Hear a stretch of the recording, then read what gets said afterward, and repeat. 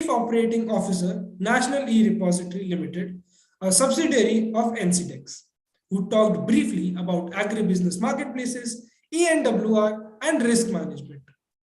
In the end, we were also graced by the presence of Dr. Venu Marga, Vice President, Kalgudi Digital Private Limited, who brought light to the topic of circular economy and scope in agriculture. Moving forward to today's session, the world is at the dawn of a new industrial age of clean energy, technology, and manufacturing that will triple in value by 2030 and create millions of jobs. India's Prime Minister Narendra Modi announced at COP26 his ambition of India to meet 50% of its energy requirements through renewable energy by 2030, and it was greeted warmly by the global community. Today, let us discuss and hear about the industry epitomes more on renewable energy and climate resilience. It is now my immense pleasure to welcome Mr. Amit Kumar Arya, Chief Business Officer in Telelabs. Amit sir has an MTech degree from IIT Bombay. Sir has a cross-functional experience in maintenance and projects at an offshore oil and gas field. He also has expertise in the development of specialty chemicals for enhanced oil recovery and acquired expertise in low carbon solutions while working upstream. Let us know about the carbon credit and agri industry from the expert himself. Over to you, sir. Okay, thank you. Thanks a lot. Thanks for the introduction. Before I proceed, I would like to thank Act Matrix for creating this platform where I can share my knowledge and audiences. I hope mainly young graduates and upcoming graduates, where I will share my knowledge, and this will also help in uh, uh, coming to this new industry, which is like a talk of the town. So I'll start with sharing my presentation.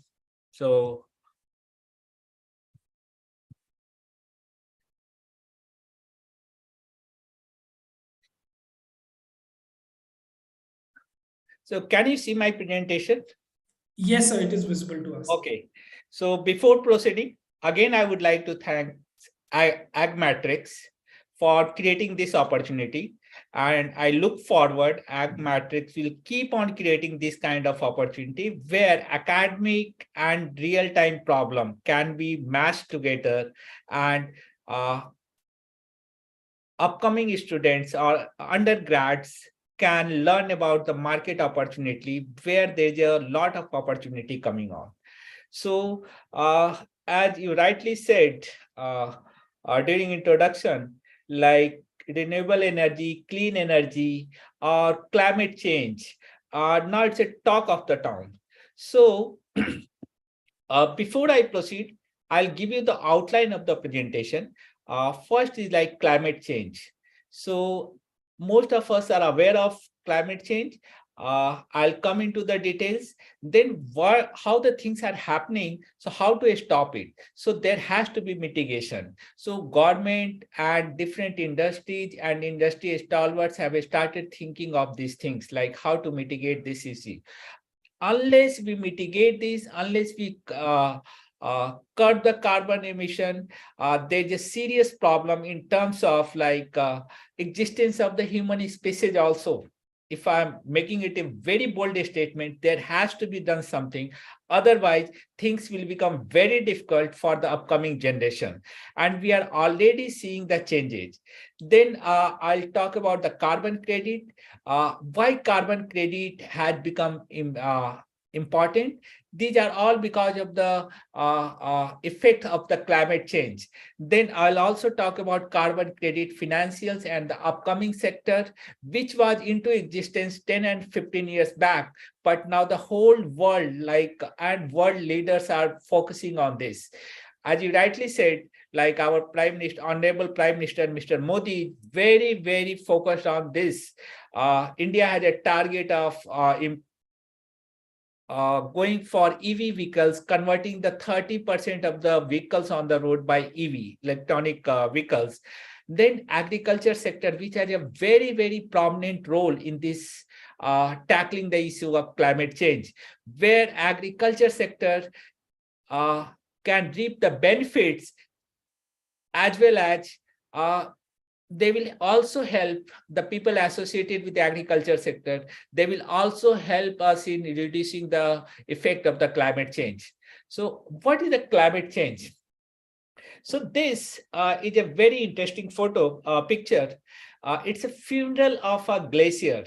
So it's a detail, a letter to the future.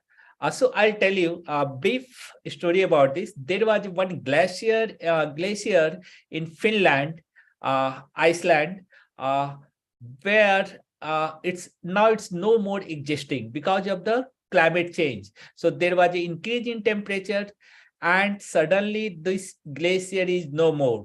To draw the attention, they have conducted a funeral of a glacier.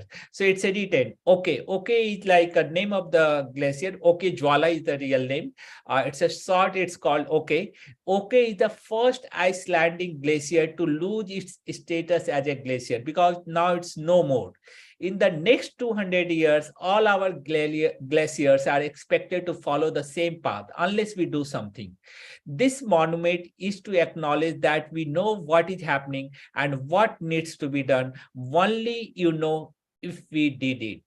So this funeral was conducted in Iceland in 2019, August 2019. Date was 19th August, and it's written 415 ppm CO2. So at that point of time, our atmosphere was having a 415 ppm of carbon dioxide, which is already at the dangerous level.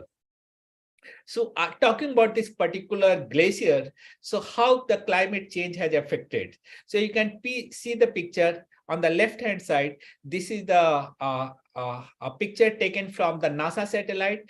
You can see a white spot, which was the presence of the glacier.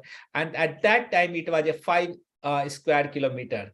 And now back coming to 2019, the whole glacier has gone because of the increase in temperature and climate change. As far as the history of this glacier is concerned, in 1901, it was spread across 38 square kilometer. In 1986, when the new technology came and the people started mapping everything, it was left with 5 square kilometer. And now it's no more because in 2019, it was less than 0.5 square kilometer. So can you see the impact? It's not only the world level. We must have seen in India also, we are observing like certain changes in climate is happening. As of now, when we are speaking, there is a news like there will be 3 to 5 degree increase in temperature in coming 5 days as compared to the previous years. So these are the serious challenges which has to be taken care. As far as I have a brief data for 2019 and 20. So now we keep on hearing of cyclone, which was not very frequent a few decades earlier. So why these cyclones are happening? So this climate change is also putting an effect on this frequent arrival of cyclones. So cyclone Fani, which came to Odisha, it was devastating, like which was at the speed of 185 kilometer per hour. Then again, we saw devastating floods in Kerala, Bihar, Gujarat, it was all in the news. Then we keep on hearing about unusual dust storms and hail storms in national capital region that include Delhi, Gurgaon, Faridabad, and all the region. Add to it, India is topping the list with the highest number of polluting cities. So these are serious problems for a country like ours, where we have such a big population, and density of the population is also one of the highest in the world. So why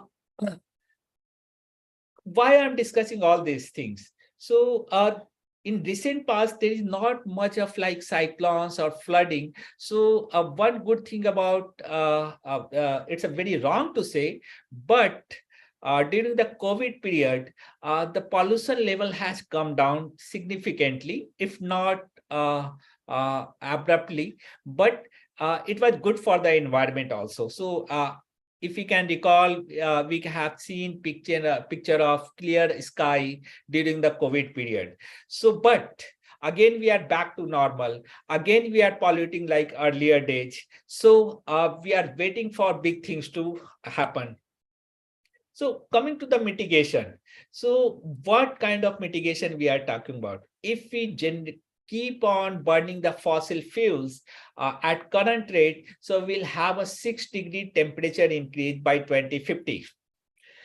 And with whatever the commitment, like world had made a commitment in Paris for the environment change, if we follow that also, that is a 4-degree temperature increase. These are like 4-degree, 5-degree temperature. It's a devastating. It will create a havoc on our society. So we need to take corrective action. So now everybody is focusing, like big multinational companies, to reduce the carbon footprint.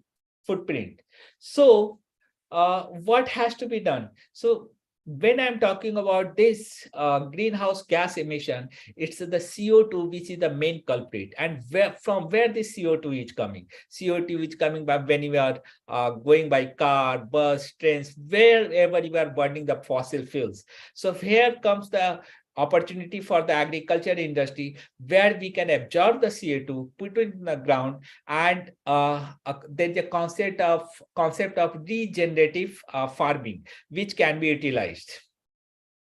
So now coming back to the carbon credit, what is the carbon credit? So carbon credit is because of all these problems, government asked the companies to limit greenhouse gas emissions. Read carbon dioxide emissions. So companies have turned to a financial product to offset their environmental footprints. This product is called carbon credit. Carbon credit is a kind of permit that represents 1 ton of carbon dioxide removed from the atmosphere. It can be purchased by an individual or a company to make up for the CO2 emissions that come from industrial production, delivery vehicles, or travel. So as far as one carbon credit is concerned, it's it allows or permit you to emission of 1 ton of carbon dioxide.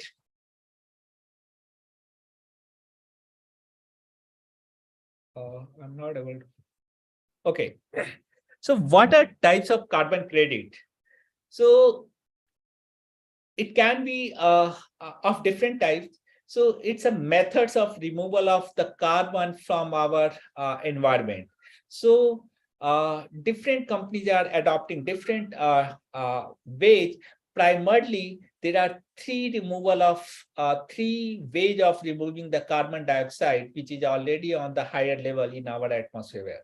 That is reduction. So whatever you are doing, if you are running a industry or if you are traveling, so if you are using a fossil fuel, can you reduce the consumption of that fossil fuel?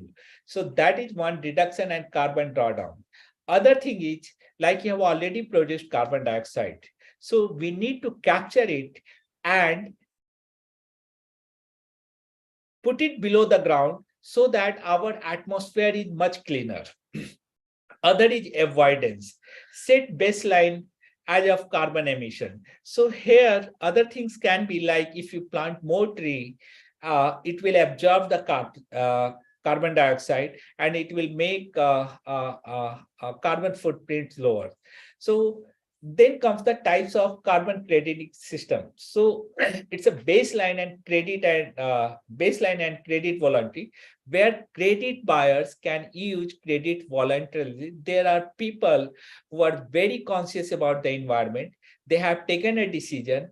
Whoever sells the carbon credit, I will buy it, though I am not using it for any purpose. So, and they are doing it on the voluntary basis. It's not the compliance purpose.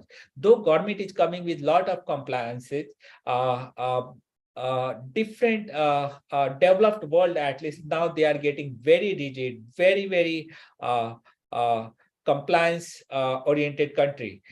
Then we have a cap and trade regulatory affair, where it's created and regulated by mandated national, regional, or international carbon reduction regimes. So if you are going to Europe, so all the countries have come with the mandatory requirement. So if you want to emit this much of carbon dioxide, you have to take carbon credits or do something where the carbon footprint can be reduced. So what it says, if actual emissions exceed the allowance, so company gets the allowance, like you are permitted to have this much of emission of carbon dioxide. If you want to, if your industry or your business requirement requires of more carbon emission, then you have no option left. Then you have to buy the carbon credit.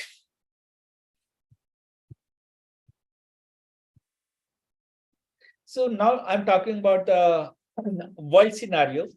What's happening in the world about the carbon credit and this credit facility? So people must have heard of COP organization, where the all the countries like G20 and advanced countries, they have formed a group which is primarily for the protection of environment. Then we have a Kyoto Protocol. Then we have a Paris Agreement, which was denounced by earlier US president, but now again it's back into picture. So as far as global market for carbon credits is has increased by 164% in previous year. It's mainly because of the now across the world, government is focusing on the compliances, and the total size of the sector is expected to reach 200 billion by 2030. So if I'm talking about the current market size, it's around $70 billion. So if we can generate a carbon credit, it's getting traded by international standards, it's $4 to $5 per ton, depending on who is your client. If oil and gas companies are your clients, then they are buying at slightly premium price. So depending on the industry,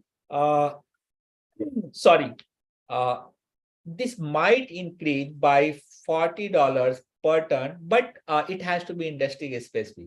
The company who will pay the premium will be like the company who are burning the fossil fuels, or they are into business of generating fossil fuels. A big oil company like Shell, ExxonMobil, British Petroleum, and India, we have a smaller company like ONGC.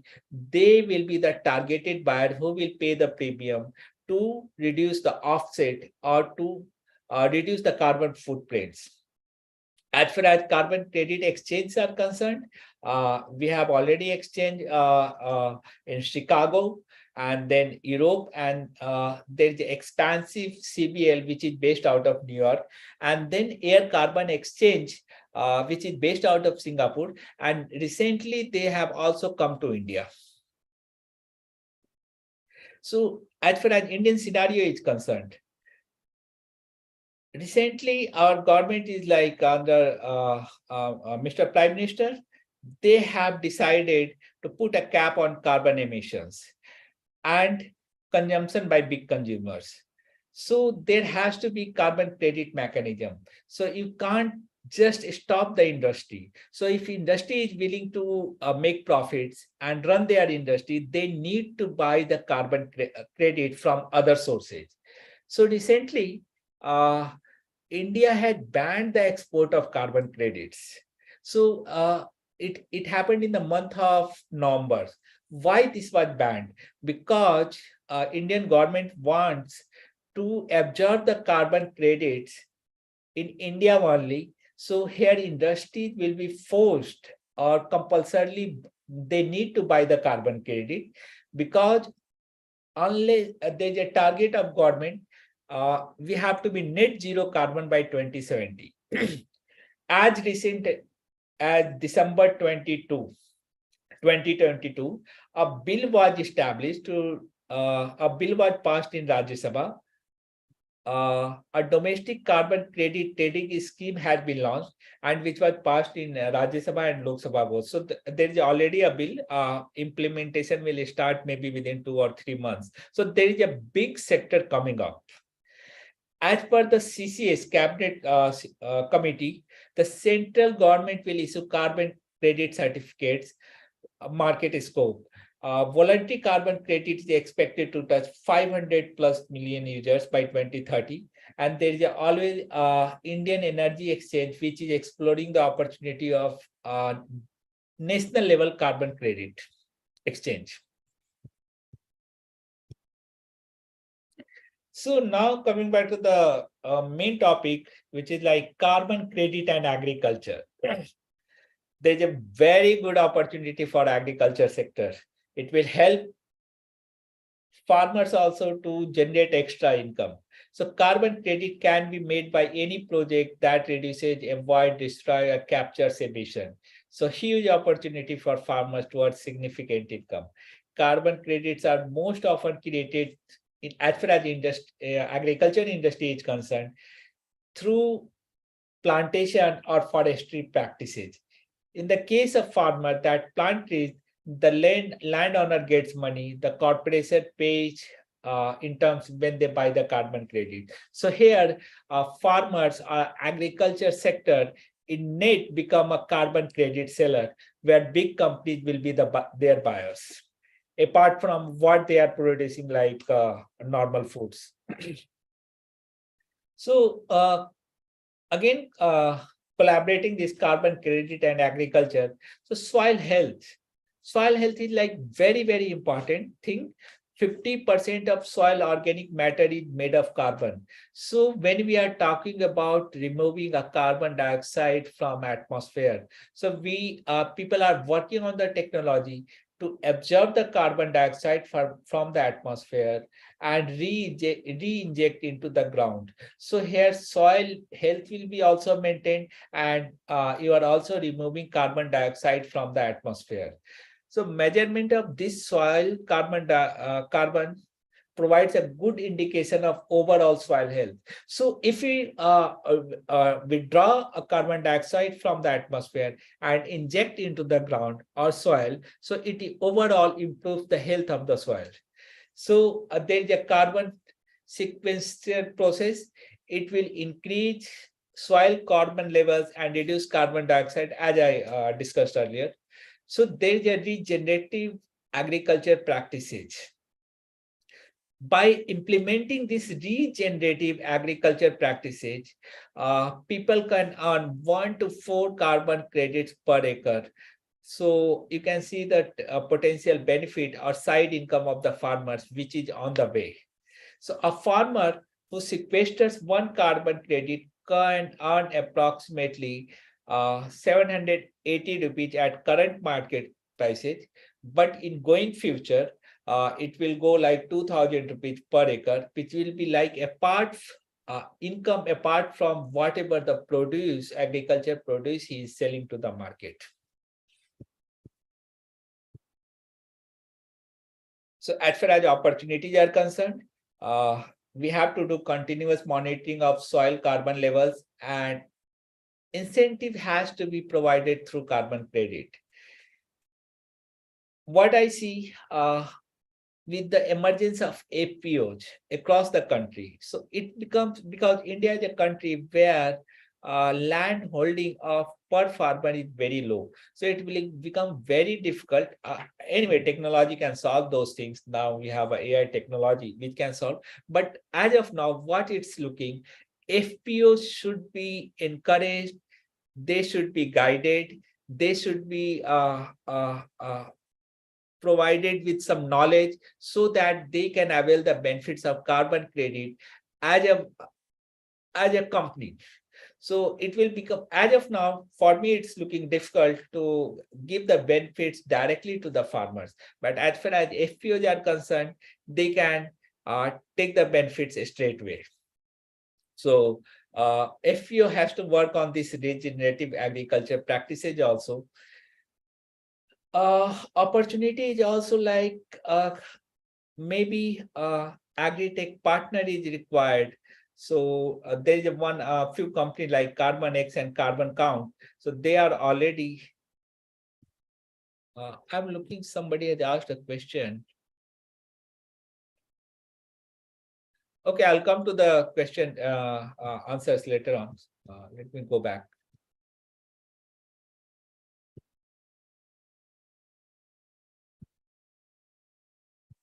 Sorry, I'm having some screen issue. then there will be opportunity for many people who are getting into this sector, like third party verification. So FPO or farmer is claiming like I have this much of carbon credit, but this has to be verified. Some validation has to come. So there's a company in US, few companies like Vera, who is like world leader as of now for the verification and validation. But a company like Vera is not existence in India. So there is a good opportunity to become a carbon onboarding and third party verification. So what is regenerative agriculture practices? So it's a cover cropping and undercropping, residue mulching and recycling the soil's bio waste. So what essentially everybody is talking about regenerative agriculture practices, like go back to the basics, less use of fertilizers, uh, drip irrigation. So so it's about like going back to the old method of agriculture, less use of fertilizers, and there may be some generative period of maybe a year or two, because yield is important. So what they are asking, manure compost and biofertilizer usage has to be increased or encouraged. Crop rotations is like very much important, which is already happening, but it has to be focused. Reducing flood irrigation and chemical use. So as I told you, like drip irrigation and fertilizer usage has to be minimized. Measure soil improvement through quantifiable techniques and reduced tillage.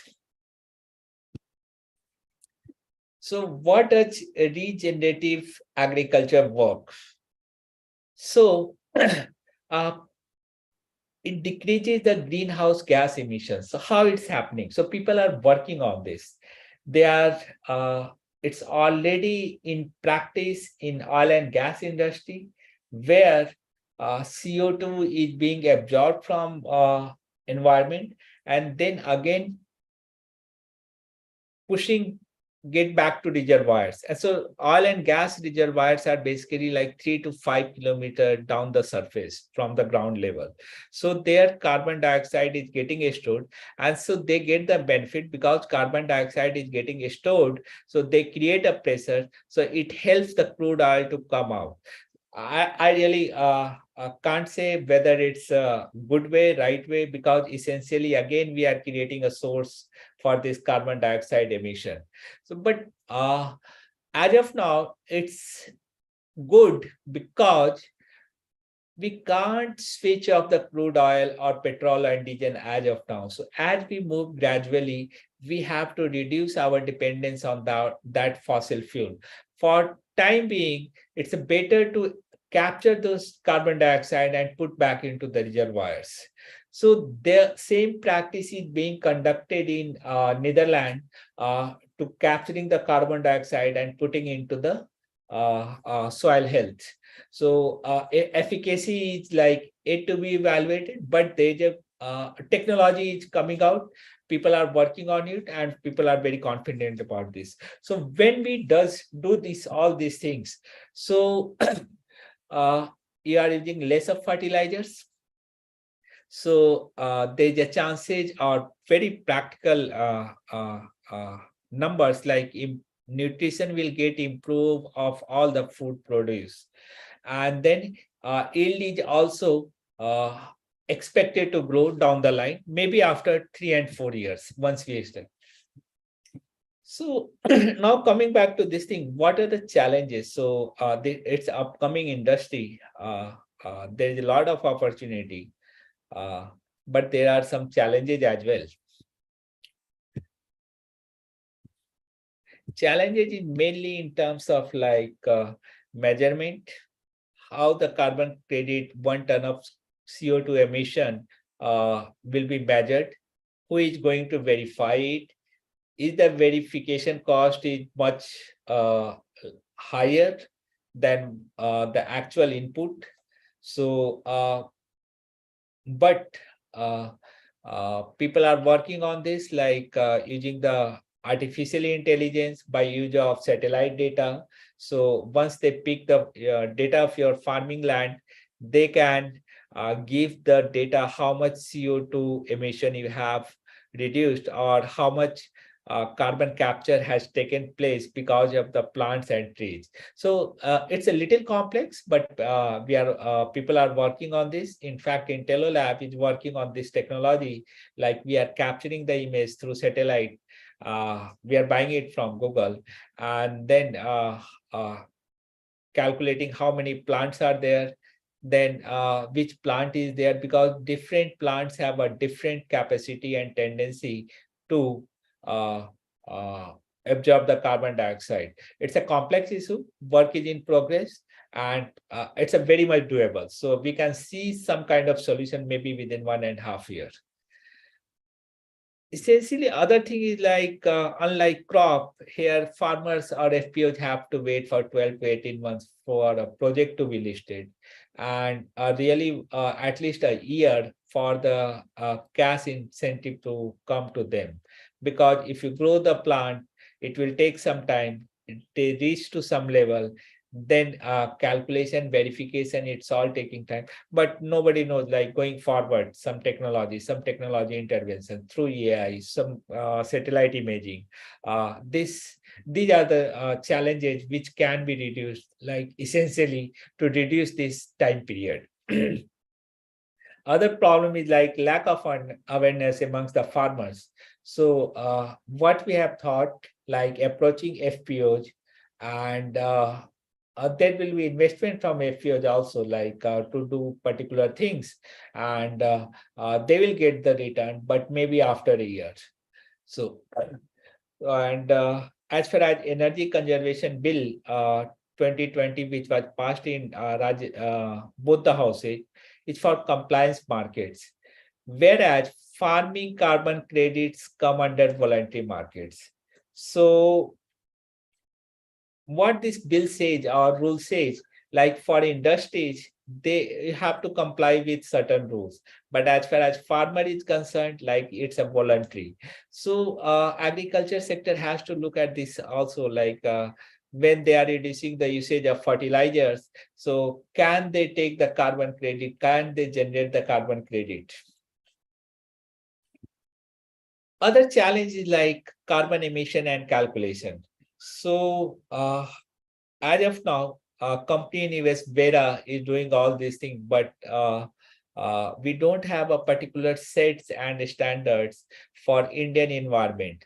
So what kind of activities that emit greenhouse gases, like purchasing the electricity, then quantifying all those activities in terms of kilowatt or unit. Then uh, get the emission factor. So it's overall like in India, we are yet to develop a particular a methodology for the agriculture sector. Though we have a methodology for industrial sector, but as far as agriculture is concerned, we are yet to develop a methodology for the carbon emission calculation. Other thing I will talk about in this from the agriculture point of view, agriculture sector. So if we consider agriculture, if we divide agriculture sector broadly in two segments, one is like pre-harvest, one is post-harvest. So during the pre-harvest, we are consuming things like fertilizers, water, where the energy is being consumed, because if you are running a motor and it's consuming electricity, so electricity production also has a role in carbon greenhouse gas emission and carbon dioxide production, unless it's coming from the solar panel. So can we reduce that energy consumption? Can we reduce the usage of fertilizer? Other critical thing comes in the post-harvest. So post-harvest management is like very critical. Why it's critical? Because whatever the input, it has gone into the field. So whatever the carbon dioxide has been generated because of the production of electricity, it is already there. So whatever the carbon dioxide has been emitted during the fertilizer production, it's already there. But if something, fruit, mango, apple, or anything comes out of the field, and when it's not in eatable condition, or maybe it get damaged, or this is a matter of fact, around 30% of the horticulture produce in India is getting wasted. It's getting wasted because of bad post harvest management. उसको जो वैसे बोलते हैं सड़ जाने, सड़ने का, अगर एप्पल सड़ गया या ऑरेंज सड़ गया तो उसमें क्या है, मेन लॉसेज क्या है कि आपका इनपुट तो सब कुछ लग चुका है, आपने कार्बन क्रेडिट वगैरह, कार्बन एमिशन वगैरह सब कुछ हो चुका है। एक तो आपको फिनेंशियल लॉसेज है, और आपने इतना मेहनत किया आपने, और उसके बाद अगर वो फ्रूट अगर सड़ गया है तो आपको कोई मॉनेटरी बेनिफिट नहीं हो रहा है। So how this can be reduce? So horticulture produce is get close to 30% of the horticulture produce in India is getting wasted. Hello. Yeah. So we need to work on this post-harvest mechanism where proper usage of cold storage facility, controlled atmosphere facility, where we need to work on this thing like हमारा produce जो इतनी मेहनत के बाद farmers ने बनाया है उसको सड़ना नहीं चाहिए, क्योंकि सड़ने का ये है कि आपने पहले तो चीजें रिसोर्सेज वेस्ट की। एक बार जब फ्रूट कोई भी हो फ्रूट सड़ता है तो इट वो एटमॉस्फेयर में अगेन मीथेन गैस प्रोड्यूस करता है जो अनबर्न रहता है, and it's like very very dangerous. क्योंकि अगर आप कार्बन डाइऑक्साइड जो को लेके इतना कॉशियस हो रहे हैं, कार्बन डाइऑक्साइड का वो जो फॉर्मेशन होता है मीथेन गैस के बनने के बाद, बट ये जो अनबर्न मीथेन गैस है और इथेन गैस है, अगर वो एटमॉस्फेयर में जाता है, so it's like of 100 times more dangerous than carbon dioxide. So can we stop this pilferage? Can we stop the rotting of the fruits? So how this can be done? It can be done through post-harvest, good post-harvest management. Intello Lab is working on this. Our company has provided a different kind of machinery where sorting and grading has been done. So once a defective a rotten apple or orange is there, it's better to remove them than keeping it with other oranges where shelf life will come down automatically. So idea is to increase the shelf life by proper segregation, proper sorting and grading of the final produce. So this is from my side. I'll go to the questions. One question.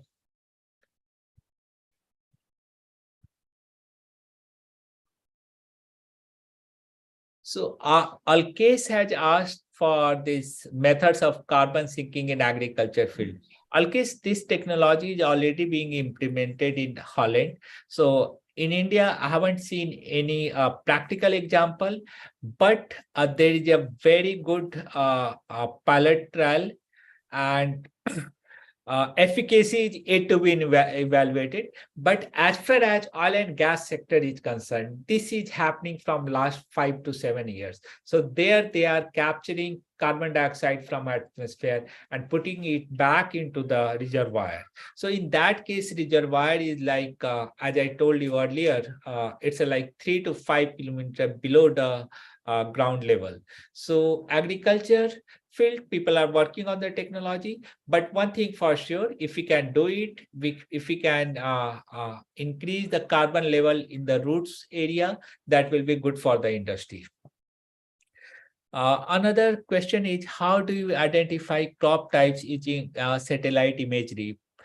Okay, so now it's like a very basic thing. So as far as crop type, so with the advancement of the technology, so you can, I mean, simple example, like if you open the Google map, can you see like there's a house over there on particular area, there's a pond there, there's a river there. So all these images are like free images. But if you buy images from different satellite owners, so it's give you a pinpoint objection, and then you have to use the data modeling, so where you can easily identify which crop is this. So it's a well proven technology.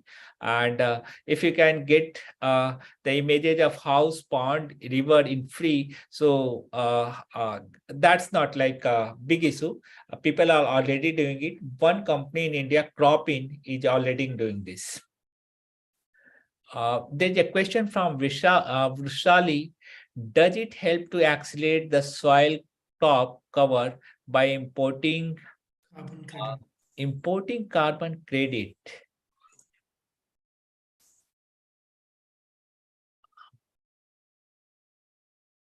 Vrishali, can you please elaborate more on question? Why we need to import? We are already generating so much of carbon credit, and agriculture, we are seeing it as a side income for the farmer, where they will be generating the carbon credits. So anyway, so I'll share my email ID. I'll come back to you on this. I don't have a right answer as of now. Right. So I'll read out the questions to you and then you can answer, right? Okay. Yeah. So our next question is from Kamakshi. The question is, can conservation tillage enhance the carbon sequestration? Yeah, Kamathi, right question. This has been already implemented, so this can be done very easily. I'll share the presentation for this to Ag Matrix. Okay, great. So our next question is from Sudhanshu. He's asking, are there any companies or projects that provide carbon credit to farmers? And does farmers monetize it in their knowledge? Sudhanshu, so here we are targeting at least in India, our government is targeting. So farmers or agriculture sector will be in a net carbon credit generator. So farmers don't need to buy a carbon credit. We are not, farmers are burning fossil fuels during the pre-harvest period, when they are burning diesels or other fossil fuel for the irrigation. So essentially, they don't need to buy the carbon credits. Effectively, whatever the plant they have on their land, so they are already absorbing carbon dioxide. So effectively, they are net carbon generator. So they have a carbon credit to sell, which companies will buy. Uh, Thank you for the information, Amit sir. Actually, sir, I wanted to know that is there any companies or projects who are providing carbon credit to the farmer? I know that because farmer are doing the sustainable agriculture and regenerative agriculture, so farmer will be getting the carbon credit because of their activities. The company has to buy it. I wanted to know, is there any project who provided the monetary benefits to these farmers pertaining to carbon credit? To be honest with you, as of now, there is no monetary benefit has been given to the farmer as of now. But recently, when the bill was passed in Rajya Sabha by government, so there's one company, Air Carbon, who is setting up a carbon exchange in Ahmedabad. So it's already in the process. So Okay. one carbon exchange is there. So industry will buy a carbon credit from them through Right. that exchange. So if there is just some buyer, so there has to be some seller. So effectively, farmers will become a seller. So not farmers, FPO will become a FPO or farmers. Anybody can become. Right. Okay, so did I answer your question? Yes, sir. Yes, sir. Actually, I was engaged in this process, and I was managing 3 FPOs in Maharashtra, and I was doing carbon sequestration with the help of saving that crop residue of cotton. So I was into that process, but as you rightly mentioned that it takes a lot of time regarding this, and we are yet into the process. So actually I was reading a lot about Solidarity Asia has given the carbon credit money in Africa and the other part of the African countries, but not in India. So that's why I wanted to just confirm that is there in your knowledge, is there any companies or any project who has received, so that we could get the motivation out of it. No issues. This is the future. You A rightly very, mentioned. very good question, and it's a very relevant question. But Yes, yes, yes. why government is putting a focus on this? So the government has started with rules and compliances where industry will have to buy the carbon credit if they want to run the industry after certain limits. So if they need a carbon credit, so they will become a buyer.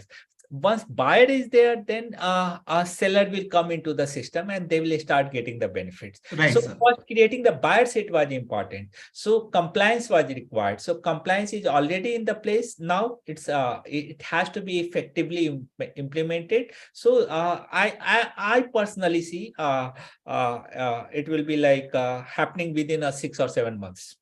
Sure, sir. Sure. Thanks for the information, sir. Thanks a lot. Okay, thank you. Okay, so there's another question in the chat. This is from Sagar. He's asking because shelf life is a very important aspect, right? So how can we increase the shelf life of fruits with the use of this technology? So see, self life. There is a different technology for the shelf life of the fruit or any agriculture produce. So when I'm talking about shelf life, so Sagar, can you tell me like what are the most detrimental things for the shelf life of any food or agriculture produce? Can you tell me? Hello. Yes, sir, you're audible. Yeah, can you tell me what are the most important things or what are the most detrimental things for the which reduces the shelf life of the food or any fruits? Right. Okay, I'll give the answer. Yes. We have a fridge in our homes, right? So once you keep the food items in fridge, then shelf life increases. So what comes like fridge is maintaining a regular certain temperature. So you must have observed during winter's time, milk will not get bad very soon. It will take some time. But during winters, summers, there's a very high chance that milk will be of no use maybe after 8 or 10 hours once you keep it in open atmosphere. So the three critical things for shelf life is temperature. Other thing is oxygen. Oxygen is like very, very detrimental for any food item. That's why you see like many of the produce being packed in the tin, not in plastics also. So shelf life can be improved by having a right packaging where oxygen is not getting into the food and then maintaining the right temperature. And other thing is like if you are putting one, as I told you, one rotten apple or one rotten potato in the basket, it will uh, decrease the shelf life of other apples or potatoes also. So how to solve this? It's better how we remove that rotten apple or potato. So here technology is like deploying the sorting and grading machines. So where the defect can be detected earlier, and that rotten apple or any fruit can be thrown away right away instead of getting it packed with other things. Hopefully, I have answered your question. Great, sir. So our next question is from Jubaid Rahman. He is first thanking you for this insightful presentation. Also, his question is, how much effective can biodynamic farming and permaculture practices provide help in getting carbon credit? See, I will be honest with Jubaid and my ag matrix. Like I don't have in-depth detail of biodynamic farming and permaculture practices, not in-depth detail, but I know little bit. So anything which reduces the emission of carbon dioxide. So if we are reducing the use of any fossil fuel, be it gases or petrol or diesel, so you can generate the carbon credit. If you can reduce the usage of fertilizers, you are likely to generate, or not likely, you are sure of generating a carbon credit. So we have to work on three things. Can we reduce the usage of fertilizers? Can we reduce the usage of petrol or diesel during irrigation? Can we deploy more renewable power like solar power into the farming practice so that we are not burning fossil fuel? So if you are reducing the consumption of fossil fuels, you are obviously generating a carbon credit, and you have a potential stream of another income. Right. So the question is from Alakesh Pal. His question is, what is the procedure of getting the carbon credit from Indian government, and how can industries apply for carbon credit? So, very right question. Indian government is coming out with the framework how to. So see, it's something like what government has decided and other industry experts have decided. There has to be a marketplace where there is a seller and there is a buyer. So marketplace is like, one is like websites like Amazon or Flipkart. This is a marketplace. So we as a buyers, and then there are sellers. So as far as carbon credit is concerned, so government has come out with this methodology. They will create an exchange where buyers and sellers will come together, and then any farmer or anybody, I'm suppose I'm having a land, 1 acre land, and if I'm not growing anything, I'm not putting any I'm not doing any farming. I have just did forestation. I have planted some trees. So once the tree grows, then I will come to the government or concerned agency. My 1 acre of land is absorbing this much of carbon dioxide. So this absorption will give me a carbon credit, which has to be verified by certain agencies, which are not existed in India.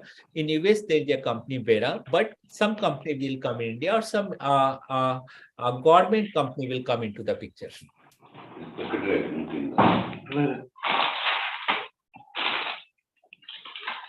Hello sir, मेरा ये question ये है कि अगर wax लगा हुआ fruit हम जैसे सेल्फ लाइफ इंक्रीज करने के लिए कर लेते हैं, क्या वो क्या कंज्यूम कर ले, तो सर जो वैक्स लगा हुआ फ्रूट होता है, जो फ्रूट की सेल्फ लाइफ इंक्रीज करता है, अगर हम उसको कंज्यूम कर लेते हैं, तो उसका कोई हार्मफुल इफेक्ट है कि नहीं है सर? देखिए, इस टॉपिक से डायरेक्टली रिलेटेड नहीं है, लेकिन मैं ये बता देता हूँ। वैक्स भी होता है, 2 टाइप के वैक्स होते हैं। वन होता है, एक जो होता है पेट्रोलियम बेस्ड वैक्स, अगर वो लगाया गया है तब वो हार्मफुल होता है हेल्थ के लिए। लेकिन हेल्थ इंडस्ट्री, इंडियन गवर्नमेंट ने वैसे बैन कर दिया था वैक्स के लिए, एप्पल के लिए। ऑरेंज के लिए अभी भी शायद एप्लीकेबल, हाँ, ऑरेंज में अभी भी हो रहा है वैक्सीन, बट एप्पल में, ऑरेंज में इसलिए वैक्सीन करते हैं क्योंकि वो तो ऊपर वाला पार्ट हम वैसे भी छिलका निकाल देते हैं, तो वो खाया नहीं जाता है। एप्पल में बैन किया हुआ है क्योंकि काफी लोग एप्पल को धो के डायरेक्टली खाते हैं, तो उस उधर बैन किया हुआ है। But again come to the point ये है कि अगर वैक्स, अगर बायोडिग्रेडेबल वैक्स है, अगर वो वैक्स है जैसे हनी, शहद के छत्ते से निकला हुआ वैक्स है जो खाया भी जा सकता है, तब हार्मफुल नहीं है। सो FDA कंप्लायंट वैक्स होना चाहिए। अगर वो वैक्सीन उससे है तो कोई इशू नहीं है। And there are very abundance of like FDA compliant vax. Okay sir, thank you. Thank you, Mohit, for your question. So our next question is, who are the buyers of carbon credit, and is it only the government that buys it from the farmers? No, mister Majumdar, यहाँ पे आपका जो question है, जो मैं बोल रहा हूँ, कार्बन क्रेडिट के बायर कौन होंगे। सो सपोज आपकी कोई फैक्ट्री है, आपकी फैक्ट्री है और आपने वहां पे जितने मोटर्स, बॉयलर्स या कुछ लगा रखा है, तो वो एक कार्बन डाइऑक्साइड प्रोड्यूस कर रहा है। तो अभी गवर्नमेंट कुछ रूल के साथ आ रही है कि अगर आपकी फैक्ट्री है इतना प्रोडक्शन करती है तो आप इतना ही कार्बन डाइऑक्साइड इमिट कर सकते हो। अगर उससे ज्यादा अगर आपको इमिट करना है, यानी कि आपको अपना प्रोडक्शन बढ़ाना है, तो आपको पहले कार्बन क्रेडिट खरीदना पड़ेगा। सो यहाँ पे जो बायर जो होगा वो इंडस्ट्री वाले होंगे। अभी जैसे आपने वर्ल्ड की बड़ी बड़ी जो बिग ऑयल कंपनीज हैं, लाइक शेल है, टोटल है, एक्सॉन मोबिल है, चाहे इंडिया में ओएनजीसी है, या ऑयल इंडिया लिमिटेड है, ये फॉसिल फ्यूल जनरेट कर रहे हैं, which is required as of now, क्योंकि हमारी 95% के 99% कार्स, ट्रक वगैरह सब तो उसी पे चलते हैं। तो लेकिन वो इतना प्रोड्यूस कर रहे हैं तो साथ में उनको कार्बन क्रेडिट खरीदना पड़ेगा। और सबने एक प्लेज लिया है कि by 2050 they will reduce the carbon emission, तो वो कार्बन क्रेडिट आपसे खरीदेंगे। I hope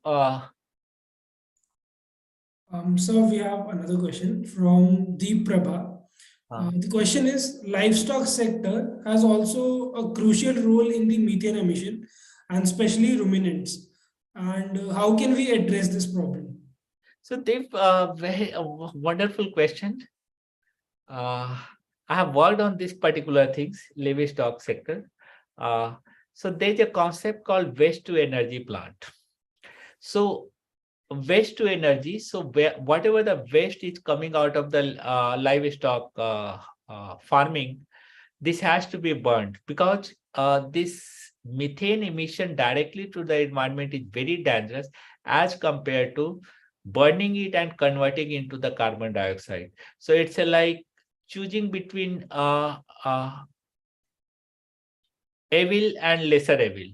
So for livestock sector, waste to energy plant is like they might get the carbon credit. As of now, I'm not aware. Government is it to come with the policy, but definitely if you on the voluntary basis, anyway, whatever the methane is getting produced there, you are polluting the environment, you are getting no money. So if you can burn the methane and produce some electricity or any kind of heat transfer takes place, it will definitely earn some carbon credits.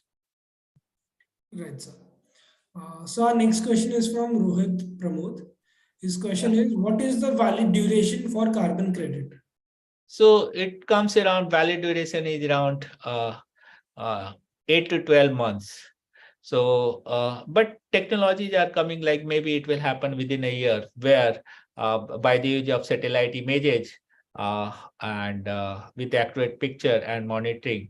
So it can be, but we need to wait. It will take maybe around a year. So I personally think this validation will happen within 6 or 7 days. Great, great. So next question is from Akash Dhar. He's asking how to encourage the growers to cultivate more such smart farming practices to lower in environmental footprint and generate more carbon credit. So we have to give them incentives, incentives in terms of monetary benefits. So it's already happening. So anyway, they were not getting any money before to this. Once you start giving them some money in terms of carbon credit, they will get benefits, and incentivization is required for this industry. Right, sir. So the next question is from Shagun. The question is how rice farmers can be benefited from carbon credit. Second, this is like, as far as rice farming is concerned, on personal basis, like it's a way carbon credit negative, it's a carbon debit thing, because rice farming consumes a lot of water. For lot of water, if it's coming through natural way or monsoon way, it's a fine. But if you're extracting from ground resources, it's consuming fossil fuel. So only thing I can see, like if they have a land, so they can plant trees across the farming land to generate the to absorb the carbon emission and generate the carbon credits. Directly, I don't see. Okay, sir.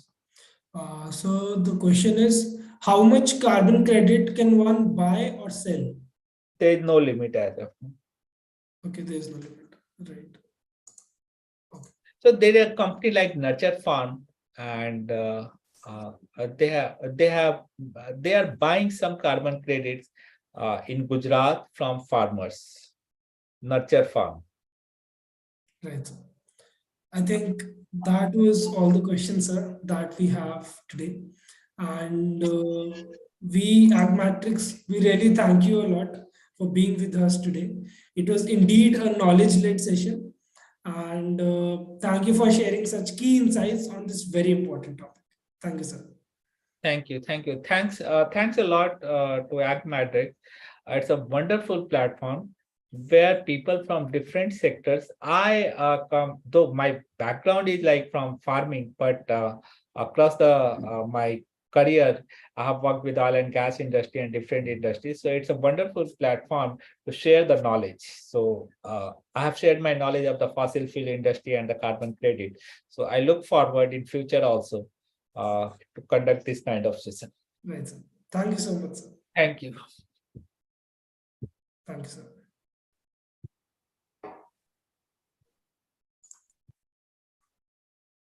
Okay. Okay, moving forward with the session. Now, we have with us today Mr. Prafulla Tade, General Manager at Maharashtra Energy Development Agency, MEDA, Government of Maharashtra. Sir is an awardee of SGGS, CSIS. Sir has a vast experience in the renewable energy sector. He has been working in solar microgrid, solar wind storage, monitoring and evaluation, waste to energy, power generation and infrastructure development, rural development projects, water, sanitation and environment projects. With this expertise, let us invite Mr. Prafulla Tade, sir, to our platform. Over to you, sir. Thank you, Bhupesh. Welcome, sir. Am I audible? Yes, sir, clearly. Okay. So, may I know the participants? Participants are students only or any special? So we have participants as students, various dignitaries from the industry as well. Okay. From Maharashtra or out of Maharashtra also? So all over the India as well as globally. Okay. So I have to restrict my presentation in English only because my presentation, some slides are in Marathi. Okay. But I can translate it in English, no problem. Okay. So let us start. So I have a very good evening to all present here on this online platform. It has been such an honor to be part of this wonderful agri-technological advances learning international training program. Myself, Prafulla Tade, General Manager, MEDA Amaravati Division. On behalf of Maharashtra Energy Development Agency, I am glad to be here to present this wonderful program. Let me give introduction about my department, MEDA. MEDA is working as a state nodal agency under the aegis of Ministry of New and Renewable Energy, and we are also working with the government of Maharashtra as a state nodal agency. MEDA is also working as a state designated agency for implementation of Energy Conservation Act 2001 under the guidance of Bureau of Energy Efficiency, Ministry of Power, Government of India. And I am looking after the adjudicating officer as for this Vidarbha region. The objective of MEDA is to promote, propagate, and develop RE projects in the state and to implement RE policies across the state. Further, implementation of central and state renewable energy projects and schemes, propose and establish RE projects under MP, MLA, DPDC funds and funds under various state government and local bodies is also carried out by MEDA across the state of Maharashtra. So right now, today's our topic is climate resilience and renewable energy. So let us start with climate resilience. Climate resilience is the ability to anticipate, prepare, and respond to hazardous events, trends, or disturbances related to climate.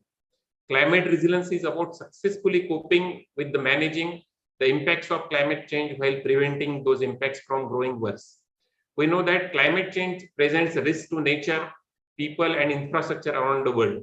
These risks will increase with every small increase in global warming and by other global trends such as overconsumption, population growth, rapid urbanization, land degradation, biodiversity loss, poverty, etc.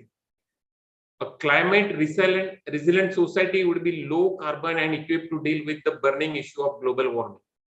Worldwide action to achieve a climate resilient, sustainable world is more urgent than previously thought. But what can be done? The best way to achieve climate resilience is to reduce the trapping emissions that drive climate change, and we can achieve it through use of renewable energy and by adopting practices of energy conservation. Climate resilient development isn't achieved with a single decision or action. It is a result of all the choices we make about climate risk reduction, emission reduction, and sustainable development on a daily basis. For example, if we consider changes in agriculture, it takes a combination of effective government policy and regulation as well as informed daily decision by farmers too, traders and agriculture companies to lead to the fundamental change which is required to adapt to a changing climate, reduce greenhouse gas emission, and secure lives and livelihoods, not just of those directly involved, but for wider society as well. Then, of course, climate change is related to mitigation and adaptation. There is broad agreement that to slow down the pace of climate change, we need to rapidly reduce the heat trapping emission that cause global warming. This is climate change mitigation. It's about tackling climate change by addressing its root cause, the carbon emissions we dump into atmosphere primarily from the burning of fossil fuels. Mitigation means shutting down coal and gas plants, shifting to renewable energy sources, using energy more efficiently, using less oil for transportation, ramping up use of public transportation and electric vehicles, and using land in a ways that removes carbon from atmosphere. Boldly, dramatically cutting emissions on the order of 50% below 2005 levels by 2030. But even if we aggressively cut emissions, and we must, the early impacts of climate change are already here. They grow more severe every year. And because carbon pollution doesn't just appear, it remains in the atmosphere for decades. Climate impacts are here for long run. So we also need climate change adaptation, where we protect against threats already here and prepare for more changes to come. The choices we make in the next decade will determine our future. Let us see some climate resilient village and projects for a few minutes, which I have implemented in Amravati division.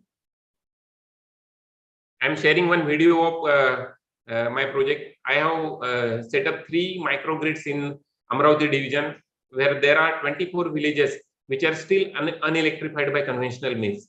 So we have started in 2019, and right now we have installed 3 microgrids. So I will show you a 5 minutes video, and this is the first of its kind project across Maharashtra and across India also. Even hello, sir. Your presentation is not visible, sir. So just a minute. Is it visible Okay. now? yes, sir, Yes, it is. yes. Is it audible also? No, sir. No, sir, it's not audible yet. But you can see the captions.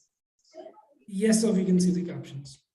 I'm trying to introduce audio.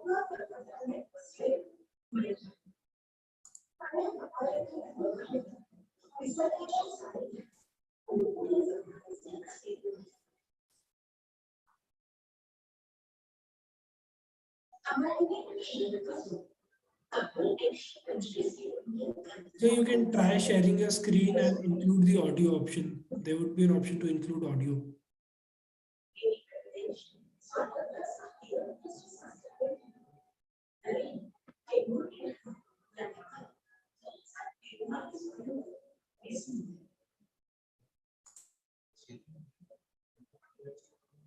Is it audible now? No, sir, not yet. Is it audible now? No, sir. What should I do? So on your share screen option, there would be an option to include computer audio.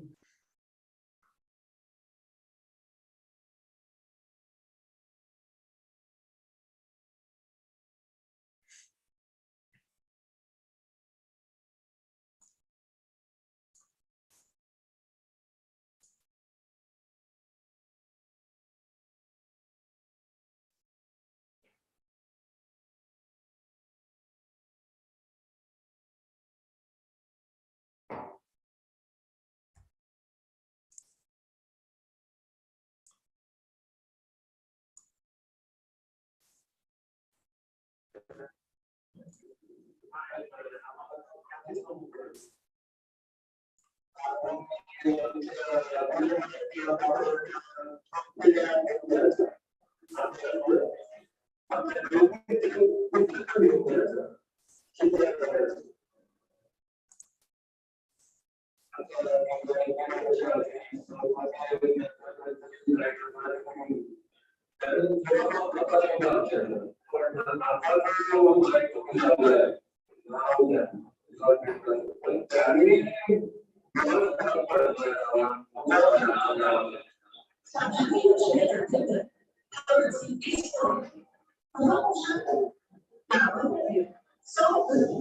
you please try resharing?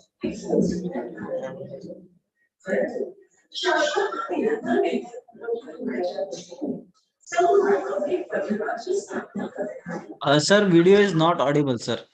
Visible, sir. Hello? So it is not visible. Yeah, yeah. It's not.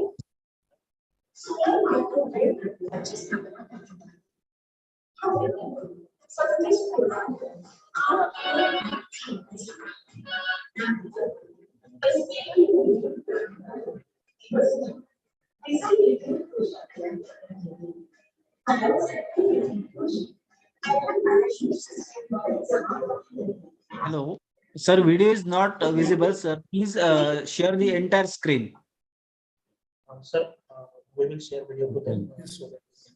Hello. Yes, sir. Hello. Yes. Shall I share this video to you? You can play from there. Yes, yes. Please, please.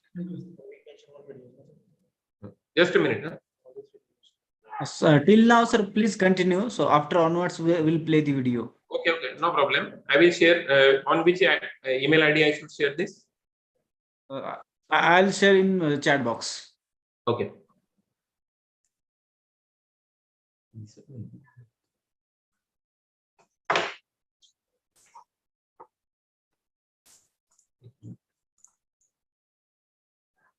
I will try once again, and then I will continue with my presentation. Sure, sir.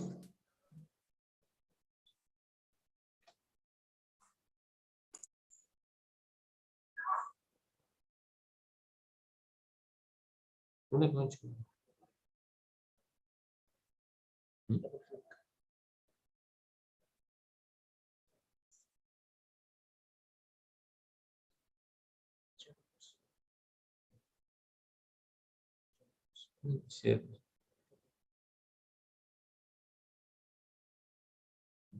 My share is disabled actually.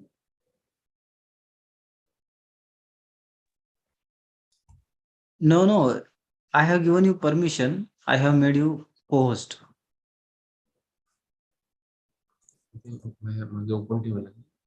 Share sound.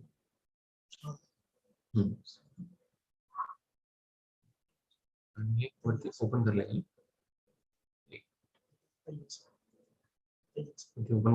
Sir, please continue with PPT. So please share that video with me. So I will play from here. Okay, okay. Wait a minute.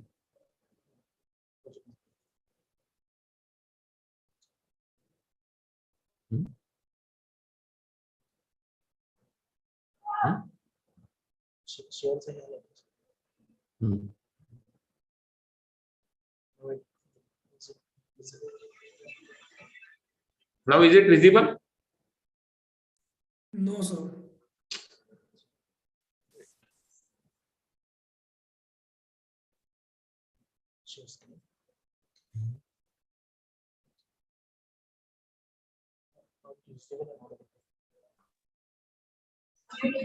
Yes, sir, your screen is visible, but the audio is not.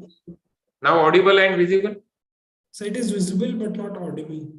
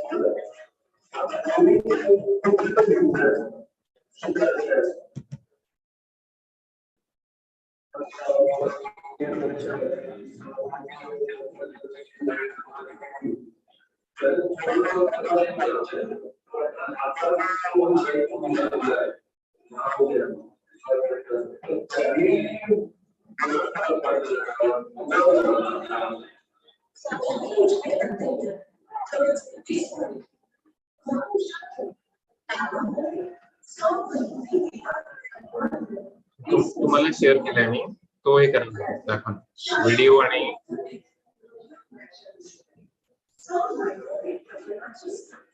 ठीक आहे, आणि presentation टाकलेलं आहे.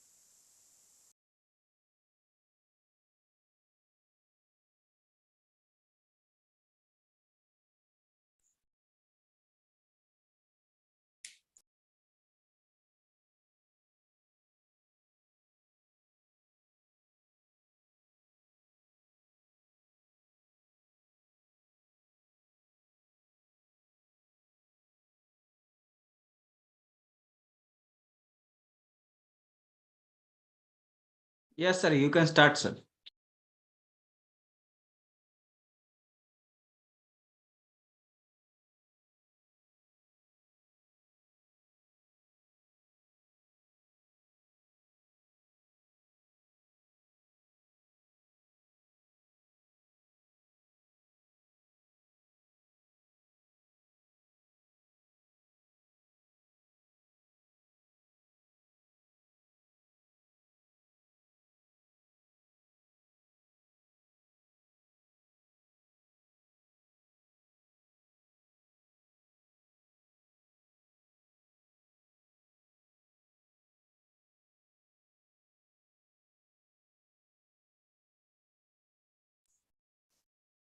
There has been some technical glitch. We'll be starting back again shortly.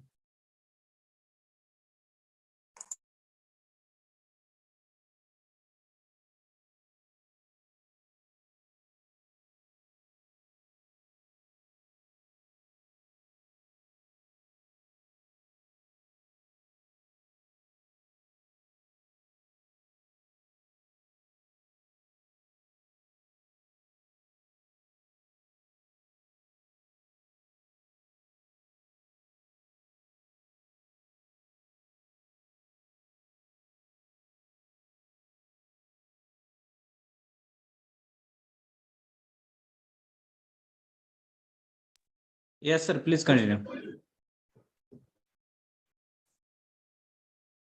Am I audible now? Yes, sir. So I have sent one video, climate resilient village. We have created 3 villages, such villages in Meghat area of Amravati division, and I have share the video with Preeti madam. She can probably upload it from your side. So I will just give some brief information about that village, how the village is climate resilience, and how we are using renewable energy in that village. This is the first slide. You are sharing slides from your side, no? Yes, sir. So basically, the presentation is on electrification of unelectrified villages through the solar microgrid. Please take next slide.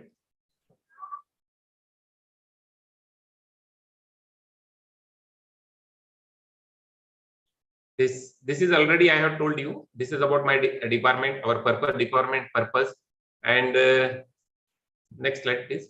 Yes, this is the energy scenario of the state of Maharashtra.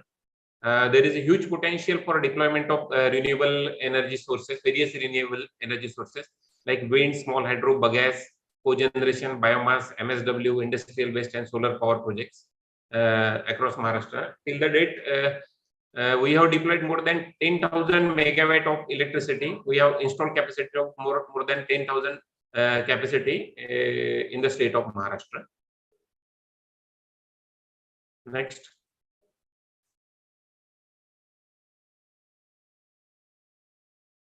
Hello.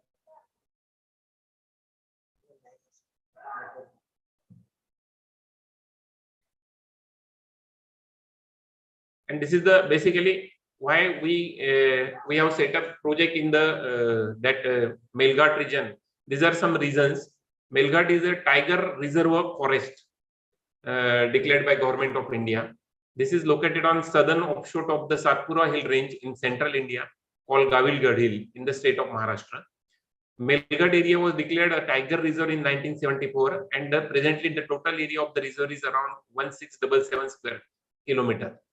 The reserve is catchment area for 5 major rivers: Khandu, Khapra, Sipna, Gadga, and Dolar, all of which are tributaries of the river Tapti.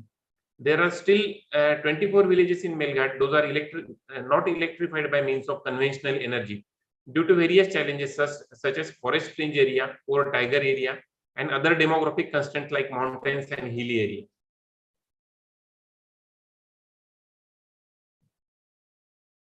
So basically, getting a permission from DISCOM to set up DISCOM and forest department for conventional electricity is the major challenge, and that's why we have decided to set up the solar microgrid in these villages. Next, please.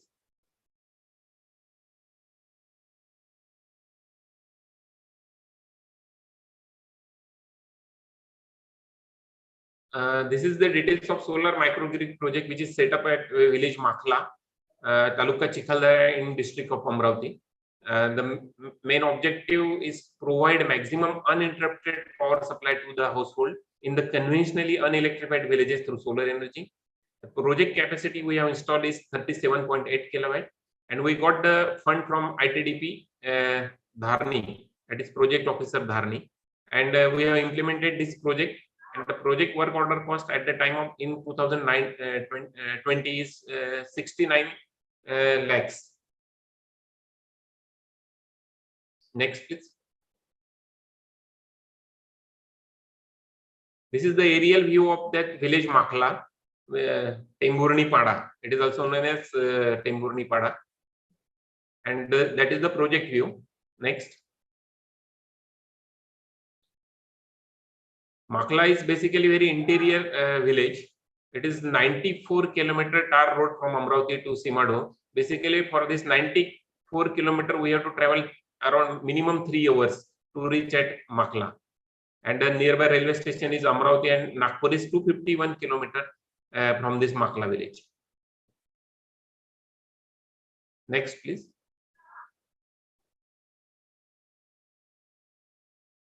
Next, please.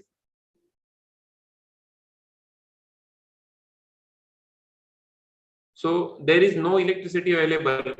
There is no nearest grid connectivity over 10 kilometers from this village, and all the area is mountainous, forest fringe area, and having tigers there. There are 154 tribal families living without any light in their life. And the basic energy requirement for what we have calculated for microgrid is 200 units per day for this village. Next. Next, please.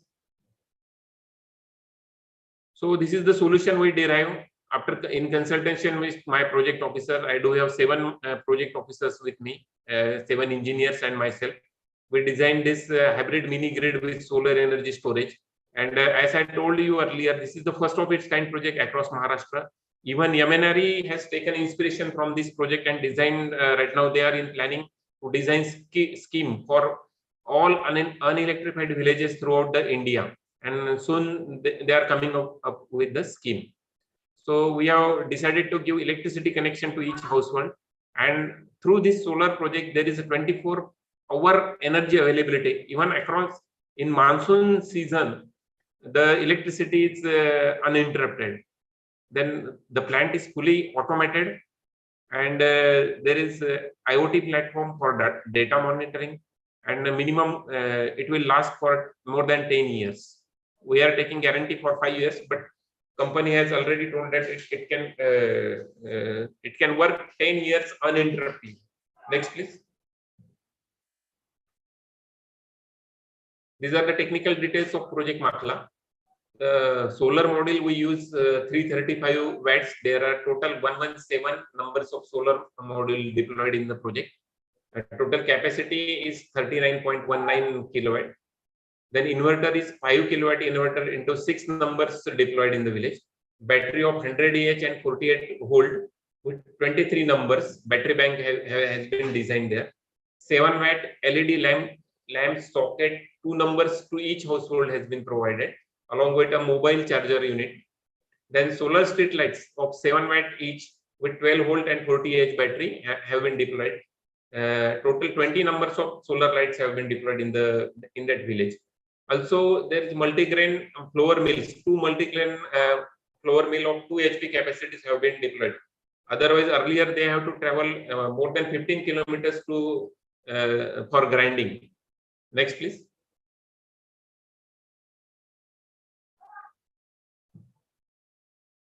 This is the PV details deployed in the project. 37.8 kilowatt annual generation potential is 40 megawatt hour.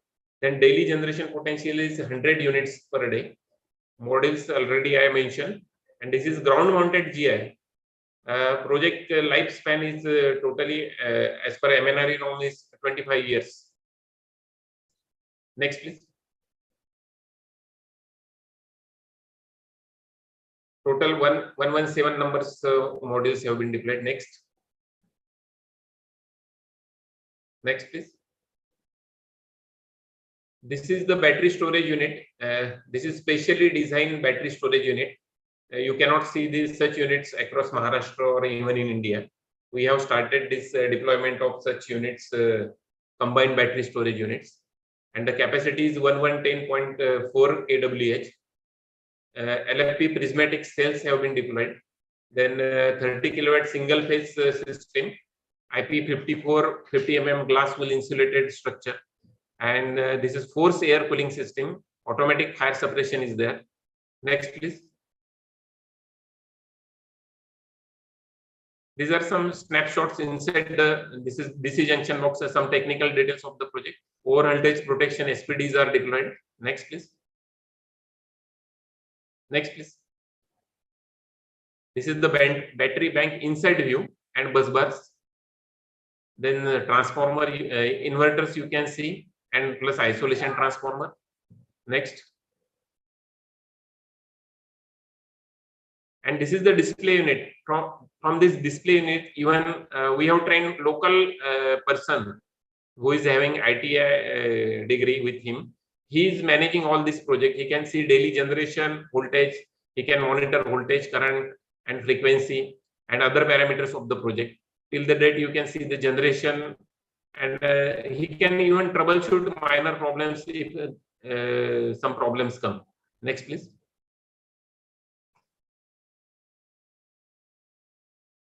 And these are the distribution lines and poles which are deployed under this project, which are more better than any other. You can see how the infrastructure in villages have been designed by various agencies.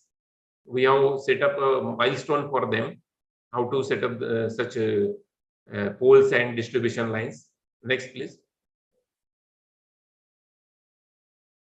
These are the solar street lights, 20 numbers which have been deployed on roads of Makla. Next. And this is monitoring with IoT, real-time access to all plant data one can see. Actually, there is no range in Megad. Still, we can get data. We can go to the project and fetch this data in pen drive and get all the details. Remote control of site operations, then advanced data analytics we can perform. Easy integration with the third-party platform. Local backup with internet is not available. Next. This is the project view. Next. This is the project site view. This was commissioned just before the 2 days before Diwali in 2021, and since then it is working uninterruptedly. Next, please. These are the flour mills. All villagers are using these flour mills. Now they are getting flour grinded in their own village. Next, please. And after deployment of this microgrid, there we have seen the significant change in the total village scenario. There is right now one educated youth has started this village resource center Setu, and I think more than 25 families have taken television in their homes. Now they are enjoying the television also. Next, please.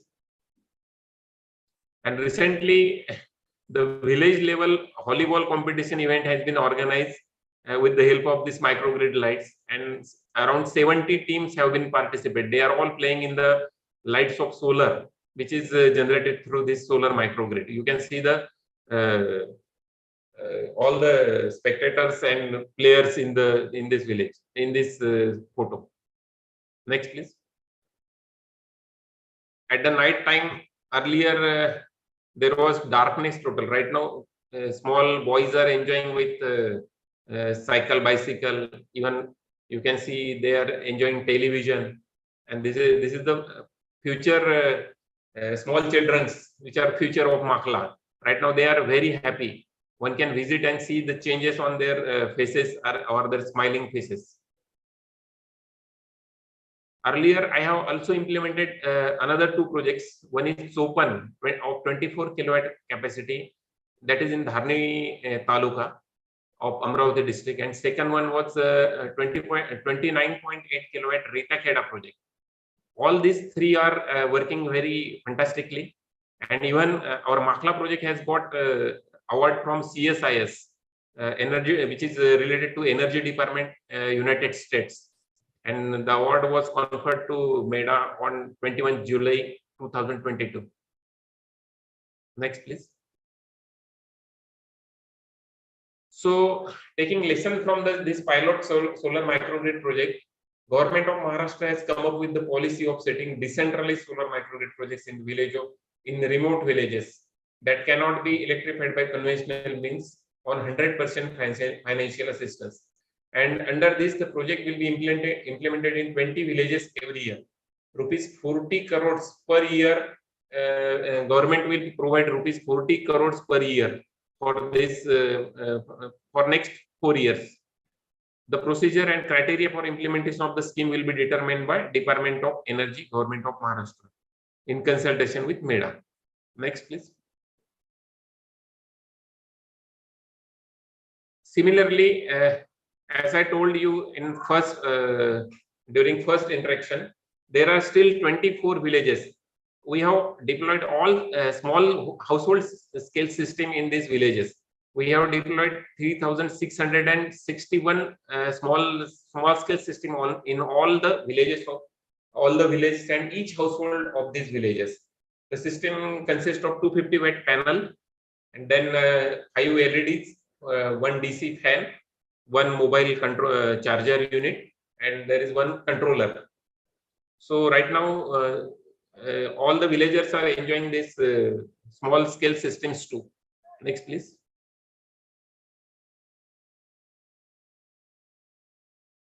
So this is the film, which if possible you can play from there. It is only 5 minutes film, but very good film. No, no. You have to take it from madam's WhatsApp.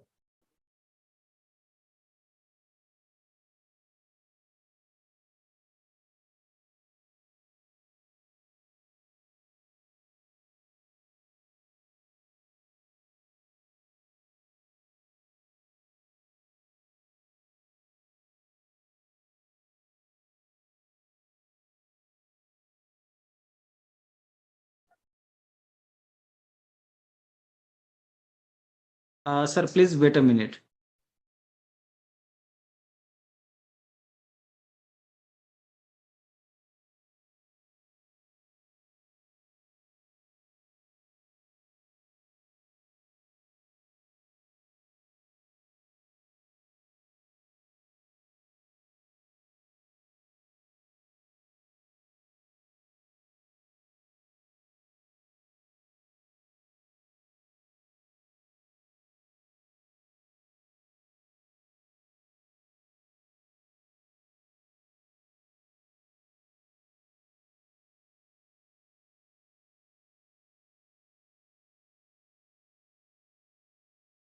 Yes, sir, please still continue with this slide.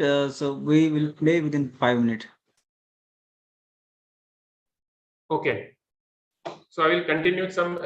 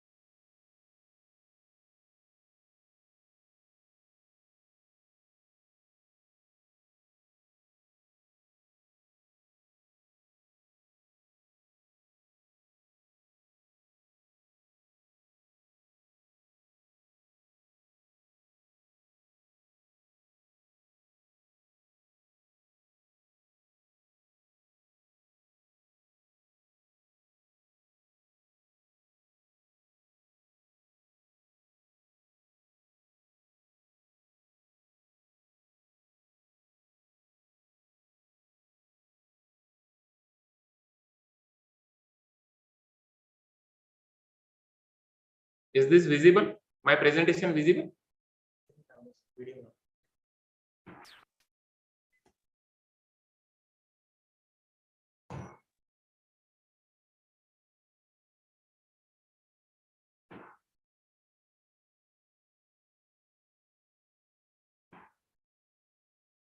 So the video is not audible.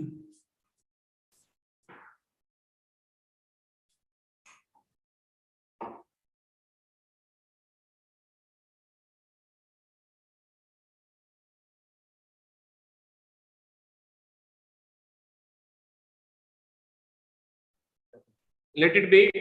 You can share video to all participants, no issue. Afterwards, I will continue my presentation.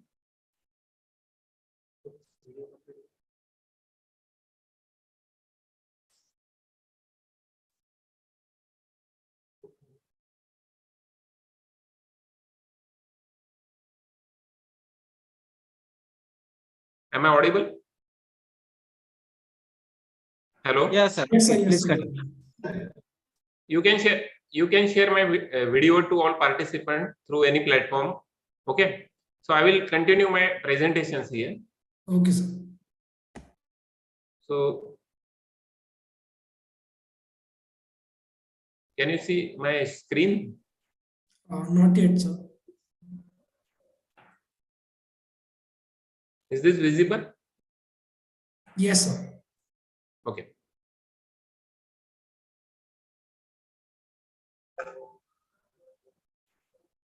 So actually this presentation is Marathi, but I will translate it into English. Okay.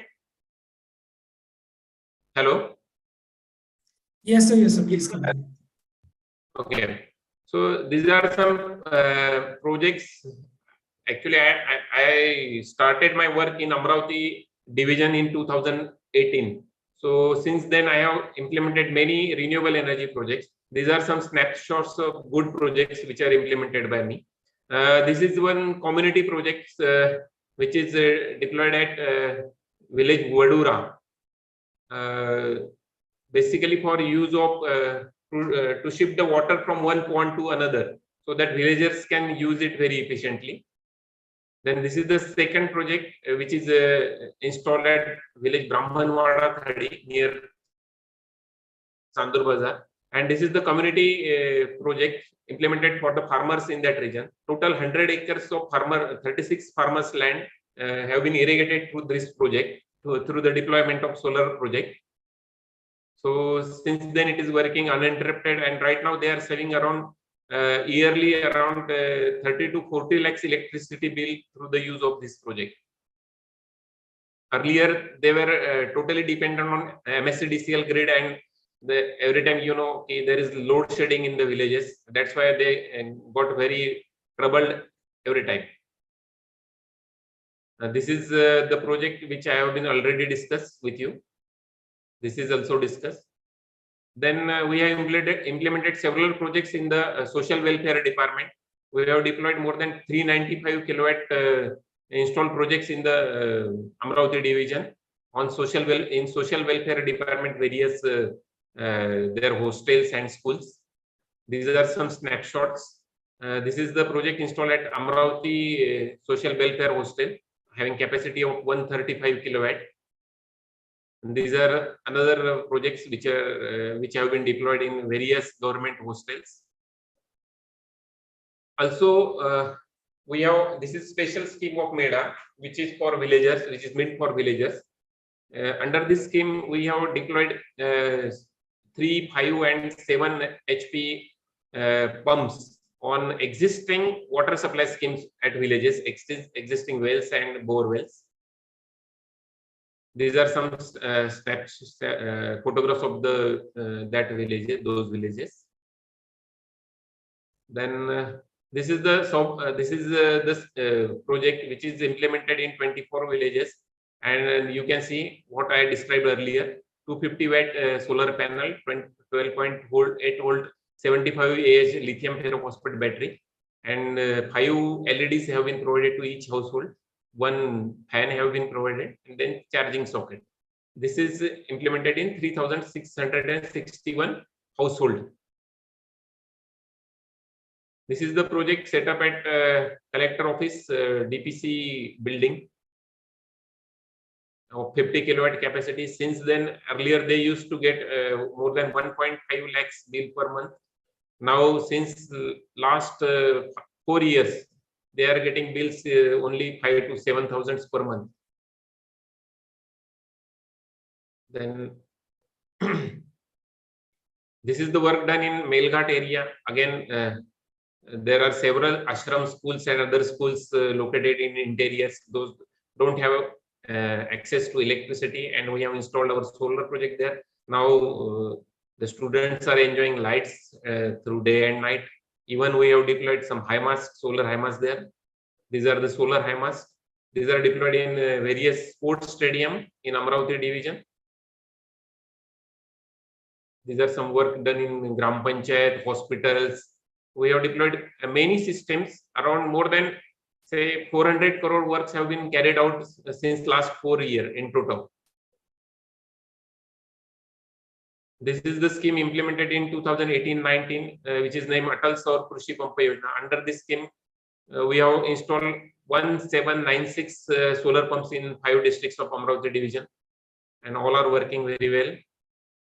These are some snapshots of that farmers are enjoying the benefits of the solar pump. As I told earlier, MEDA is also working as state designated agency for energy conservation project. Under energy conservation projects, we have given funds to MSRTC and other departments, Amravati University, as well as some. Then one we have given to. Third one is Pusad Dairy Agriculture College. This is where right now I am sitting here, and this is the divisional sport complex, and we have installed 55 kilowatt project in divisional sport complex in Amravati. You can see this photograph of the project. This is the government library project. This is a port project, district port project. Similarly, some projects are we have covered more than 80% government houses, government buildings in Amravati division. This is a treasury one, and these are the solar high mast. We have installed solar high mast preferably in all schools and ashram schools where electricity is not available. You can see the photograph of the solar high mast. More than 150 solar high masts have been deployed till the date, and right now not a single accident case have been reported. Earlier, students, there are many snake bites cases. Students often used to fall in the rivers and even wells. But after deployment of this high mast, not a single case have been reported of such incident or accident.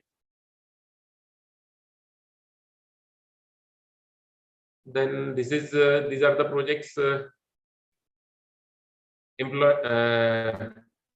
these are the projects implemented in Anganwadis in Amravati region. We have implemented projects in 595 Anganwadis in Amravati division. We have given 2 DC fans, 5 lights, and 1 solar panel of 330 watt. And these are basically tube lights. Then under energy conservation scheme, we have given several projects to schools also. We are doing retrofitting through energy conservation schemes. We are changing all tube lights, fans, and other gadgets. Those are less efficient, energy efficient, through means of more efficient these gadgets. We have also set up energy clubs in various schools for the promotion of renewable energy and energy conservation activities. More than 50 energy clubs have been started in various schools of Amravati division. You can see the IPS officer in photographs. Then these are some projects implemented in Yavatmal district. Similarly, we have covered Yavatmal Social Welfare Department, all schools and college hostels of this social welfare department in Yavatmal too. And this is the one innovative projects. This is also the first of its kind project, energy park, first renewable energy park of the state, and it will commission soon. This is the one aerial view of this project. All renewable gadgets are kept for students. This is, you can say, a laboratory of renewable energy.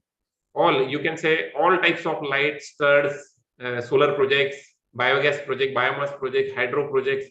This is an experiment and experimental projects, and this is an energy lab. You can see all students can see, and actual all projects installed under this energy park are live, not a demo projects. It is likely to be inaugurated by Honorable Minister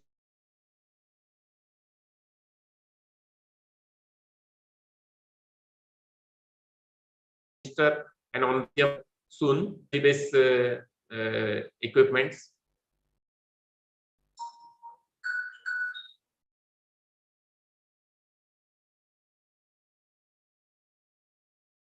Then we have done a lot of work actually, and there is time constraint actually, so that's why I am taking it very fast. Similarly, we have implemented several projects in Akola and Buldhana. So I will convert all these slides into English and share it to you, so that you can share it to all stakeholders of this today's program. These are some photographs which are solar high mass, solar street lights, energy conservation, and this is the one ambitious project are set up under the Amrut scheme. More than 6 megawatt capacity projects have been installed in Amravati, Yavatmal, and Akola. These are some photographs of these schemes. There are 7 projects installed in Yavatmal, 2 in Amravati, and 2 in Akola on all MJP water supply schemes. Their bill will be reduced more than 80% after commissioning of this project. And out of 12 projects, 7 projects have been commissioned so far. And this is the most ambitious scheme which is right now government is implementing in state of Maharashtra. That is Kusum scheme. Under this Kusum scheme, farmer can be given 90% subsidy for open category and 95% subsidy for backward class SC/ST capacity candidates. And as on today, we have deployed 5,000 solar pumps in last 6 months only. And this is the record number which stood second in the division across Maharashtra. These are photographs of the Kusum. This is the energy conservation program photographs, and you can see the VC, Honorable VC of Amravati University, the then VC. Right now, recently, he is no more. And these are various programs we have taken under Azadi Ka Amrut Mahotsav, plantation and other drives. More than 200 news were flashed by various news media of Amravati division in last 4 years. I'm showing some samples here only. So thank you very much, Bhupesh ji. Thank you very much, sir, for giving us a brief tour on the topic. We have a few questions we would like for you to answer. Yes, definitely. So starting with Karthik, you can ask your question, please. And if possible, please switch on your camera also. I'm audible, sir. Yes, Karthik. Sir, what will happen to this solar project after the designated 10 years time, sir? There will be deploying the new solar panels, or they can be recharged with the existing solar panels, sir. Thank you, sir. Pardon? I am not getting. I am not. Sir, can you repeat your question? sir. Can you repeat? After 10 years of the designated time for the solar panels, what will be the next plan, sir? After 10 years, there will be deployment of the new solar panels in the place of existing solar panels, or we can recharge the existing solar panels. As you have said, there will be time of 10 years for the. No. Actually, solar panel can long last for 25 years.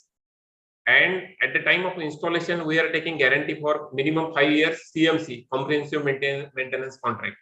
After 5 years, beneficiary has to maintain it. And 25 years, one can use solar panel for 25 years. There is absolutely no problem. Thank you, sir. Right. So our next question is from Shagun. He's asking what sort of subsidies are aided by the government to set up these units at nation level? At nation level for solar microgrid project. Hello? Yes. Which type of project? Which project? So I think he's asking about the solar microgrid project. There is scheme in at the level of MEDA, Maharashtra Energy Development Agency, which is recently declared by government of Maharashtra. There is provision of 100% financial assistance where grid is not available in Maharashtra. And right now, Ministry of New and Renewable Energy is coming up with the scheme, taking inspiration from this Makla village, and they are likely to introduce their scheme in this year, which will be applicable throughout the India. Right. So the next question is, what were the challenges during the process of implementation of the project? There are several challenges because transport is the major challenge. There are no approach roads to the second most challenge is all the projects are located in the tiger reservoir, and one has to face tigers and then bears and many animals during the implementation. There is no network availability. You cannot communicate with each other. These are the major challenge. Right, sir. And so, can solar panels be installed and be linked with horticulture waste residue management? And at what phase can it be used? I don't have any knowledge about horticultural waste, but you can, if you want to use biomass, if horticulture is biomass waste, then there are several schemes. Right now, one scheme is of biomass briquetting with MEDA. One can get 4 lakhs as a subsidy for biomass briquette unit. And recently, Ministry of New and Renewable Energy also come up with this scheme. They are giving 9 lakhs per project, and even the subsidy for 1 ton per day, and for 5 ton per day, there is subsidy of 50 lakhs maximum cap. Right, sir. And so, how can this problem, like how can solar panels be tackled in rainy season? I can share all this. No problem. There is no problem in tackling. No other efforts are required to manage all these problems. Great, sir. So our next question is from Omkar. He's asking, in a country like India, solar energy can be used 365 days long. Like, can it be used around the year? Like, we are generally considering 330 days throughout the year for solar generation, not 365. Okay, sir. Because there is monsoon season, but 330 days we are considering for calculating the generation. Okay, Sunny sir. days. Yes, sir. Next question is, if we want to place solar panels on our houses, whether do we have to take any permissions for it? Actually, up to 2018, there was a scheme of GCRT, which is implemented by MEDA in Maharashtra. We were offering subsidy around 25 to 30% for all the consumers. Right now, this scheme is implemented by Mahadiscom in Maharashtra state. You can have 40%, up to 30 to 40% subsidy, and there is permission. Of course, permission is required from Discom.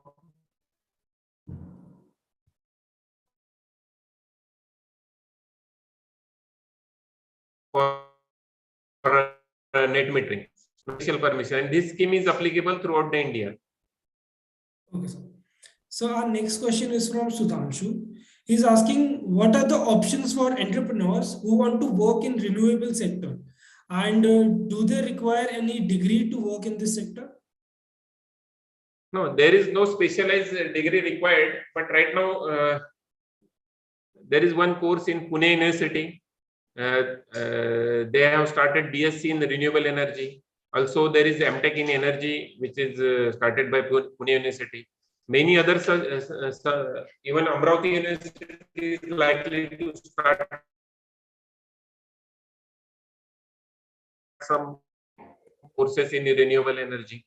Training from institute. There are several institutes, training institute, like mine and other, which can give training in solar sector, and you can start your entrepreneurship. Right, sir. So our last question is, what are the current scheme for solar pumps and central schemes as well as state government schemes? There is a single scheme across India, which is known as PM Kusum scheme. One can get 90% subsidy for solar from of capacity 3, 5, and 7.5 HP capacity, and 95% for SC/ST category. And there is a link I will share with madam. You can share the link, all the stakeholders. They can enjoy the benefits of the scheme. One condition, major condition of the scheme is you should now not have the electricity connection at your source.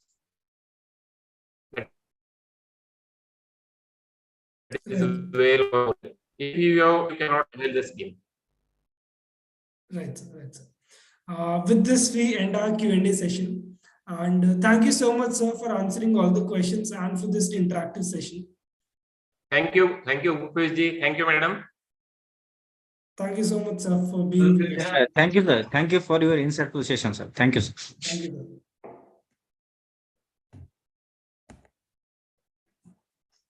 So participants, today we talked about